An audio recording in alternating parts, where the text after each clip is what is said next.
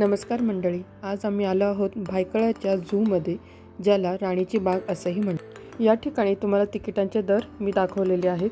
तुम्ही ऑनलाईन तिकीटसुद्धा इथे बुक करू शकता। आता इथून थोडंसं पुढे गेल्यानंतर तुम्हाला या झूचा एक नकाशा दिसेल की इथे कुठला प्राणी कुठे आहे आणि तिथे जाण्याचा रस्ता कसा आहे, हे सर्व तुम्हाला इथे या नकाशामध्ये कळणार आहे। रविवार आहे आणि त्यामुळे गर्दी खूप आहे। तर आता जसं जसं आपण पुढे जाऊ ना तसं तसं तुम्हाला या पूर्ण झू बद्दलची सर्व माहिती मी हळूहळू तुम्हाला सांगत जाईल। आणि आता हा आहे ब्लॅक हॉर्सचा स्टॅच्यू, जो आहे किंग एडवर्ड 7वा याचा। आणि इथूनच थोडंसं पुढे गेल्यानंतर आपल्याला डावीकडे वळायचं आहे। डावीकडनंच आपल्याला ह्या झूची सुरुवात होणार आहे। आणि इथं गेल्यानंतर आपल्याला ही पितळीची सुंदर अशी तोफ दिसते, ही खूप जुनी आहे। हे झूचं निर्माण 1861 मध्ये झालेलं आहे आणि त्यावेळेस या झूचं नाव राणी व्हिक्टोरियावरनं ठेवलेलं होतं।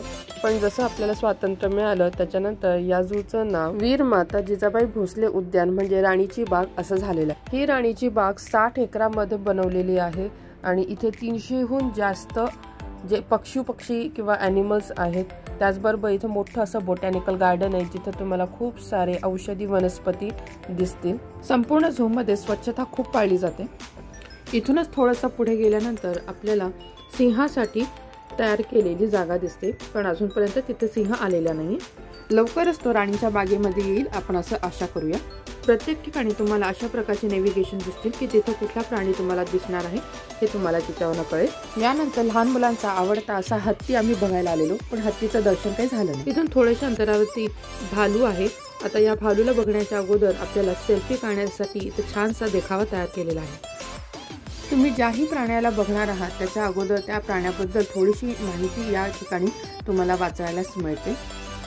मला वाटतं अस्वलाला गर्दी फारशी आवडत नाही, कारण की तो अगदी एका कोपऱ्यामध्येच जाऊन बसलेला आणि तो तिथून अजिबात हलला नाही। त्यामुळे अशा पद्धतीने इकडून आणि तिकडून आम्हाला त्याला बघावं लागले। या झूला भेटण्यासाठीचा जो उत्तम अशी वेळ जी आहे ती साधारण 11-12च्या नंतर 2 वाजेपर्यंत। या टाईममध्ये सगळे प्राणी हे अगदी ॲक्टिव्ह असतात। जागोजागी पिण्याच्या पाण्याची व्यवस्था आणि तसंच प्रसाधनगृह हे अगदी व्यवस्थित आहे। ही आहे रविवारची झू बघणाऱ्यांची गर्दी। यानंतर आपण बघणार आहोत वाघाला, जो या संपूर्ण झूमध्ये सगळ्यांचा आवडता आहे। आजपर्यंत पेपरमध्ये वाघ दिसल्याचं किंवा बघितल्याचं भरपूर वेळा वाचलेलं आहे, पण प्रत्यक्षामध्ये वाघ मी आज पहिल्यांदाच बघितला। आता ह्या वाघाचं वैशिष्ट्य असं आहे ना की जेव्हा गर्दी असेल त्यावेळेस हा वाघ अगदी छान छान पोज देऊन आपल्याला त्याचं दर्शन घडवत असतो। या झूमध्ये आल्यानंतर तुम्हाला कोणता प्राणी बघायला आवडेल हे मला कमेंटद्वारे नक्की सांगा। मला तुमचं मत जाणून घ्यायला आवडेल।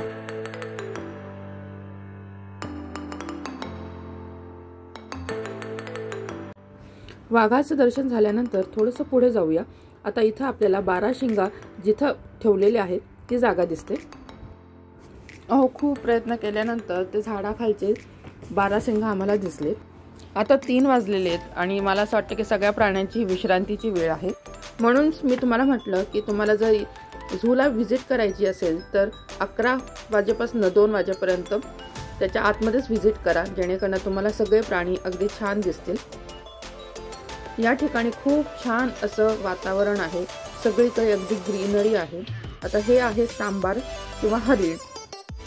सांबर आणि हरिण हे दोघंही एकाच एरियामध्ये ठेवलेले आहेत। प्रत्येक प्राण्याचं खूप मोठा एरिया त्यांनी त्याच्या संरक्षणासाठी दिलेला आहे। लहान मुलांना हे प्राणी जवळून बघण्याची संधी मिळते आणि त्यांनाही ते खूप छान वाटतं। त्यामुळे लहान मुलांसाठी हा एक छान पिकनिक स्पॉट आहे। इथून पुढे आपल्याला पेंग्विन बघायला जायचं आहे। पेंग्विन बघायला जाताना वाटेमध्ये तुम्हाला भरपूर प्राण्यांबद्दल माहिती मिळते। इथे सुद्धा आम्हाला 15 मिनिटाची लाईन मध्ये उभं राहून त्याच्यानंतर या कक्षामध्ये आम्हाला एंट्री मिळालेली आहे। अगदी थंड वातावरणामध्ये या पेंग्विनचं संरक्षण केलेलं आहे। पेंग्विनच्या कक्षामधनं बाहेर पडल्यानंतरच लगेचच आपल्याला हे फूड कोर्ट दिसणार आहे। या फूड कोर्टमध्ये खूप छान छान असे पदार्थ आहेत ज्याचा तुम्ही आस्वाद घेऊ शकता।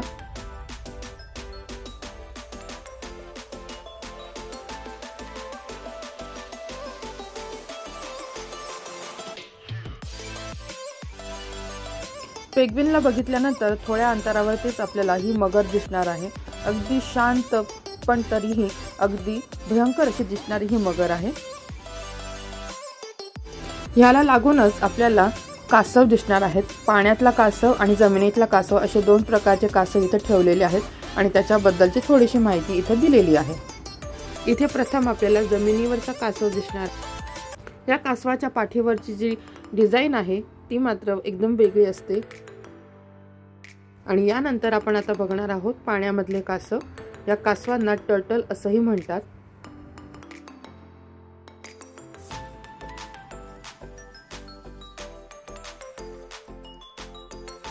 कासवला बघितल्यानंतर आता आपल्याला पक्ष्यांकडे जायचंय। हे आहे पक्ष्यांचं नंदनवन। इथे आपल्याला वेगवेगळ्या प्रकारचे पक्षी बघण्यास मिळतात। चला तर बघूया कोणत्या कोणत्या प्रकारचे पक्षी इथे आहेत आणि त्याच्याबद्दलची थोडीशी इन्फॉर्मेशन मी तुम्हाला इथे दाखवणार आहे। या ठिकाणी वेगवेगळ्या देशातल्या पोपटच्या ज्या प्रजाती आहेत त्या आपल्याला इथे बघायला मिळणार आहेत।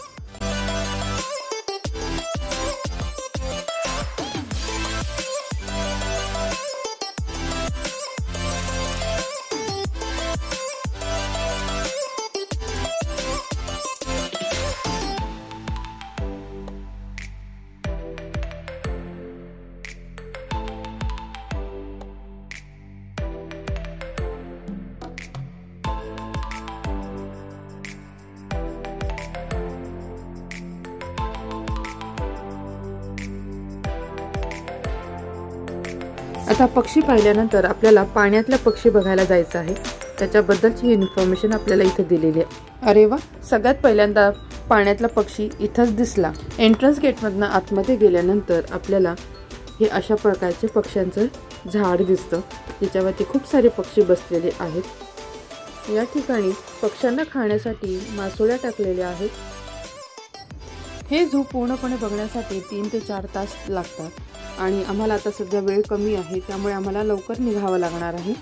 या प्राण्यांसोबतच या ठिकाणी पानघोडा, माकड, चिता, हायना असे प्राणी सुद्धा आहेत। तसेच या ठिकाणी खूप मोठं बोटॅनिकल गार्डन आहे जे तुम्ही बघू शकता।